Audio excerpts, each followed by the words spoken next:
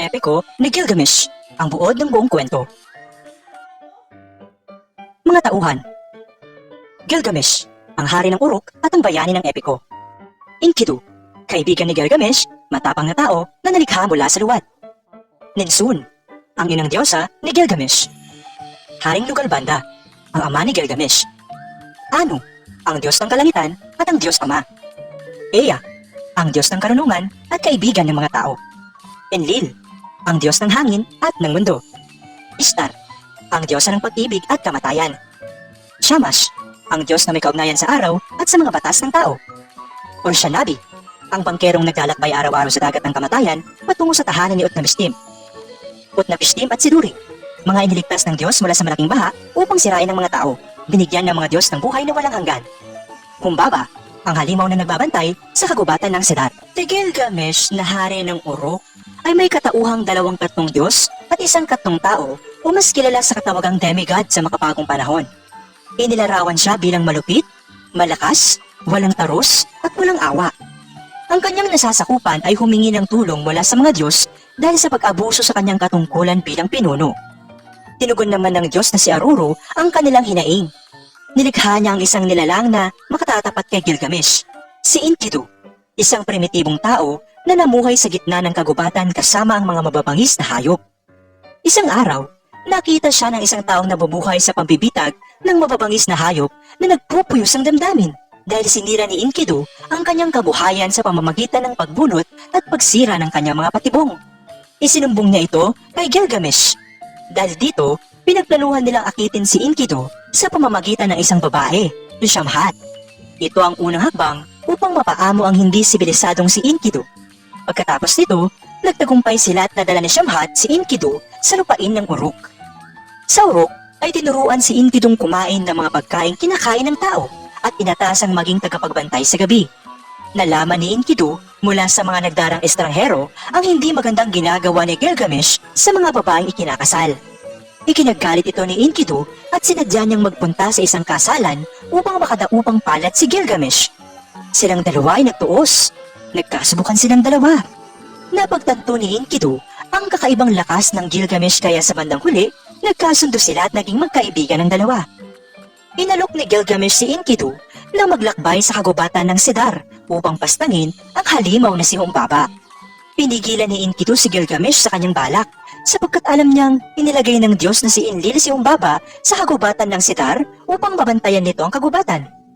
Sa kabila ng pagpigil ni Enkidu at babala ng mga nakatatanda ay hindi natinag si Gilgamesh.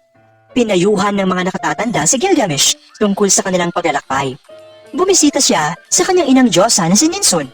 Humingi si Ninsun ng gabay at proteksyon para kay Gilgamesh mula sa Diyos ng araw na Shamash. Inampon din ni Ninsun si Enkidu bilang anak. Habang naglalakbay sina Gilgamesh at Enkidu ay nagsagawa sila ng ritual ng panaginip. Nagkaroon sila ng 5 nakatatakot na panaginip. Ang mga panaginip ay tungkol sa gumuguhong bundok, mga kulog, mababangis na toro at ibong nagbubuga ng apoy. Sa kabila ng pagkakatulad ng paglalarawan ng panaginip ni Gilgamesh at kay Humbaba, tinitignan pa rin ito ni Enkidu bilang isang magandang pangitain. Habang papalapit sila sa bundok ng Siddhar ay naririnig na nila ang nakahihilakbot na palaw ni Humbaba. Kinakailangan pa nilang palakasin ang loob ng isa't isa upang hindi matakot. Sa pagpasok nila sa kagubatan ng Siddhar ay nakatanggap sila ng mga banta at pang-iinsulto mula kay Humbaba. Tinawag niyang taksil si Enkidu at isinumpang papaslangin si Gilgamesh at ipapakain sa mga ibon ng kanyang laman.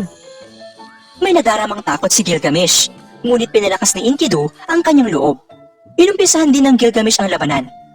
Dumanikang kabundukan at nagdilimang langit. Ang Diyos sa Shamash ay nagpadala ng mga 13 hanging bumalot kay Humbaba at ito ay nahuli. Nakiusap ang halimaw para sa kanyang buhay. Naawa naman si Gilgamesh, ngunit galit si Enkidu at sinabihan si Gilgamesh na tapusin na ang halimaw. Matapos kitilin ang buhay ni Humbaba ay pumutol sila ng maraming puno ng Siddhar. Kabilang ng mga isang malaking puno na platong ipagmalaki ni Enkidu sa pintuan ng templo ni Enlil. Bumuo sila ng balsa at bumalik sila sa Uruk dala ang malaking puno at ang ulo ni Humbaba. Sa kanilang pagbabalik ay lumabas ang diyosa ng kamatayan na si Ishtar na umakit kay Gilgamesh. Ngunit ito ay kanyang iniwasan dahil sa mga di kanais-nais na pagtrato ni Ishtar sa kanyang mga nakaraang kasintahan. Sa kanyang pagkabigong maakit si Gilgamesh ay nakiusap siya sa kanyang amang si Anu na ipadala si Gugalana, ang toro ng langit, upang ipaghiganti siya. Nang tumanggi ang kanyang ama, ay nagbanta si Ishtar na bubuhay ng mga patay upang ubusin ang mga buhay. Mas marami pa kaysa sa mga nabubuhay ang mga patay. Dahil sa takot ng ama, ay pinagbigyan niya ang hiling ng anak. Dinala ni Ishtar ang toro sa Uruk, at ito ay naghasik ng malawakang pagkasira doon. Pinababa nito ang level ng ilog ng Euphrates at natuyo ang mga tubigan. Nagkaroon ng mga hukay na lumamon sa 300 katao. Sa kabila ng kawalan ng banal na patnuboy ay inatake ni na Enkidu at Gilgamesh ang toro at ito ay kanilang nagapi. Inalay nila ang puso nito kay Shamash. Nagbunyi ang syudad ng Uruk, ngunit may masamang pangitain si Enkidu sa kanyang panaginip. Sa kanyang panaginip ay nagpasya ang mga Diyos na kailangang may mamatay daw na isa sa mga pumaslang kay Humbaba at sa toro ng langit. Bagamat tinutulan ito ni Shamash, si Enkidu ay itinakda ng mamatay. Isinumpa ni Enkidu sa harapan ng pintuan ng templo si Enlil na kanyang dinekorasyonan ng higanting puno at ulo ni Humbaba. Nagkaroon ng kakaibang karamdaman si Enkidu na dahilan ng kanyang pagkaratay. Isinumpa niya si Shamhat, ngunit ipinainawa ni Shamash na si Shamhat ang nagpakain sa kanya at nag-alaga bago ipakilala kay Gilgamesh. Sinabi sa kanya ni Shamash na bibigyan siya ng marangal na pagkilala ni Gilgamesh sa kanyang burol at ito ay mag-iikot sa kagubatang punong-puno ng pagdadalamhati. Natauhan si Enkidu at siya'y nagsisi sa pagsumpa, ngunit sa ikalawang panaginip, nakita niya ang kanyang sarili na isinama ng anghel sa kamatayan sa daigdig ng mga patay. Sa loob ng 12 araw ay patuloy na lumala ang kondisyon ni Enkidu at siya ay tuluyang namatay. Labis na ikinalungkot ni Gilgamesh ang pagkamatay ni Enkidu. Nagpahit siya ng panaghoy at hinikayat ang kabundukan, kagubatan, kabukiran, katubigan at mababangis na hayop na makiisa sa kanyang pagluluksa para sa kaibigan. Habang inaalala niya ang kanilang pakikipagsapalaran, ay pinutol niya ang kanyang buhok at pinulit ang kanyang damit sa paghihinagpis. Isang malaking piging ang itinaos kasabay ng pag-aalay ng mga Diyos ng daigdig ng mga patay upang masiguro ang magandang pagtanggap nila kay Enkidu. Naghihinagpis si Gilgamesh at nilibot nito ang kadawagan, suot ang mga balat ng hayop. Dahil sa takot sa sariling kamatayan, nagpasya si Gilgamesh na hanapin si Utnapishtim upang malaman ang sikreto ng walang hanggang buhay. Si Utnapishtim at ang kanyang asawang si Siduri ay iilan lamang sa mga kaunting nakaligtas sa malaking baha noong unang panahon. Sila ay nabigyan ng mga Diyos ng pagkakataong maging immortal. Hindi naging madali ang paglalakbay ni Gilgamesh upang matagpuan si Utnapishtim. Nang makarating siya sa lupain ng mga Diyos, napansin niyang napakaganda nito at ang mga puno ay namumunga ng mamahaling mga bato. Nakita niya rito si Siduri. Kinausap nito at itinuro ni Siduri si Urshanabi, ang bangkero, at siya ang magdadala sa kanya patungo kay Utnapishtim. Habang tinatawid nila ang karagatan, naggalit si Gilgamesh at sinira niya ang mga malalaking bato. Ipinagtapat niya kay Urshanabi ang buong kwento at humingi ng tulong. Sinabi ni Urshanabi na ang malalaking batong sinira niya sana ang makatutulong na matawid nila ang dagat. Dahil dito, inutusan niya si Gilgamesh na pumutol ng 120 puno at gawin itong mga poste. Nang marating nila ang isla kung saan naroon si Utnapishtim, ipinagtapat ni Gilgamesh ang kanyang pakay at humingi siya ng tulong.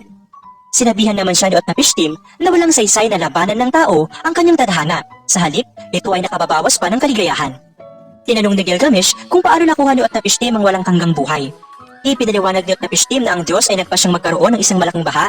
Upang maligtas si Utnapishtim, ay sinabihan siya ng Diyos na si Ea na gumawa ng isang malaking bangka. Ang kanyang pamilya, kasama ng ilang katulong na manggagawa, kasama ng lahat ng mga hayop sa kagubatan at kabukiran, ay sumakay sa bangka. Pagkatapos nito ay nadalanta ng isang mapangirang bagyo. Tumagal ng 6 na araw at 6 na gabi ang pananalasa ng bagyo at pagkatapos naging putik ang mga tao. Nalungkot at naiyak si Utnapishtim pagkakita niya sa mga nasalanta. Sumadsad ang bangka sa isang bundok at nagpakawala siya ng isang kalapate, layang-layang at uwak. Nang hindi na bumalik ang pinakawalang ibon, ay nagpasyang buksan ang pintuan ng arko upang lumabas ang mga nakasakay roon. Nag-alay ng sakripisyo si Utnapishtim para sa mga Diyos na nagtipon-tipon. Si Ishtar ay nangakong hindi siya malilimutan ng oras na iyon, kagaya ng hindi niya pagkalimot sa makinang na kwintas na nakasabit sa kanyang leeg. Nang dumating si Enlil, ay naggalit siya nang malaman niyang may mga nakaligtas sa malaking baha at kinastigo rin niya si Ea sa pagpapataw ng hindi patas na parusa. Pinagpala ni Enlil si Utnapishtim at ang kanyang asawa ng walang hanggang buhay. Hinamon ni Utnapishtim si Gilgamesh na manatiling gising sa loob ng 6 na araw at 7 gabi. Nabigo si Gilgamesh na manatiling gising. Inutusan niya si Siduri na magkurno ng tinapay sa bawat araw na siya ay tulog upang hindi maitanggi ang kanyang kabiguang manatili ng gising. Ang nais patunayan ni Utnapishtim ay itong si Gilgamesh na nais labanan ng kamatayan, ngunit hindi man lamang malabanan ng antok. inutusan niya si Orshanabi na ibalik na si Gilgamesh sa Uruk.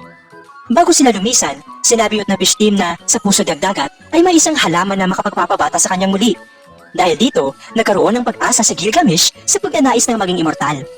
Nagtagumpay si Gilgamesh na makuha ang halaman, ngunit sa kanyang paghinto upang maligo ay may isang ahas na kumuha sa halaman. Tumangis si Gilgamesh, kasabay nito ang pagkawala ng pagkakataong mabuhay ng walang hanggan. Sa kanyang pagbabalik sa Uruk ay napagtanto niyang hindi talaga siya maaaring mabuhay ng walang hanggan, ngunit ang lungsod namang kanyang iiwan sa gitna ng bigati ay muling magiging tanyag at kahanga-hanga. Ang huling bahagi ng epiko ay nagsalaysay ng pagkamatay ni Gilgamesh. Nagbalik tanaw ito sa pamamahala ni Gilgamesh sa Uruk.